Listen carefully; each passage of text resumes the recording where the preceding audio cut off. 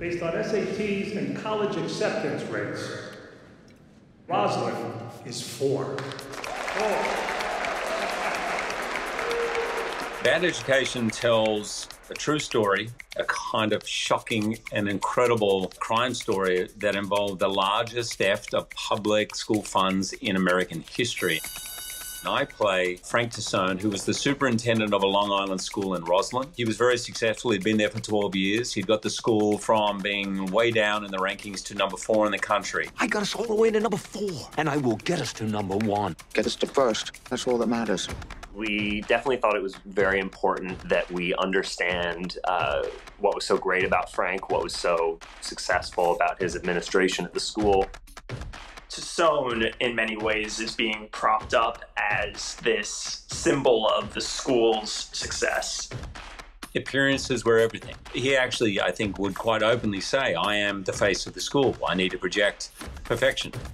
Anyone who's able to run a long con like he did has to be deceiving themselves. All these moments of Frank kind of making sure his face looks right, that sort of the mask is on correctly, felt like a really strong visual way to sort of capture that internal battle. Please join me in welcoming to the stage our district superintendent and my friend, Frank Tassone. The opening where Frank kind of makes his grand entrance in front of an assembled crowd. We're right there with him. We're very hyper-focused on him, but we can't see his face until the very end of the shot. I did that for a couple reasons. First, I loved cluing the viewer in a subconscious way that this was going to be a movie that, among other things, was about kind of understanding this man, Frank Tassone. And that at the beginning, we're following a steady distance from behind him on this long steady cam shot where we take in little stray details about him.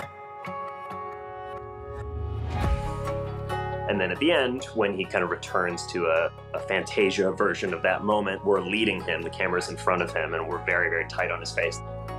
Hopefully, we just are able to kind of reconsider this moment, this image, with a new level of context and a new level of familiarity.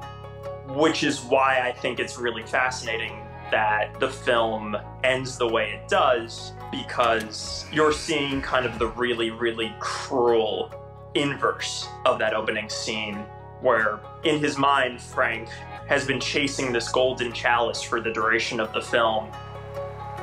The film tries to question whether it was even worth chasing in the first place. I don't think Frank thought of himself as a master manipulator or as a Machiavellian character. I think he was hiding from himself. This is a cautionary tale, and that's what's, I think, so amazing about this.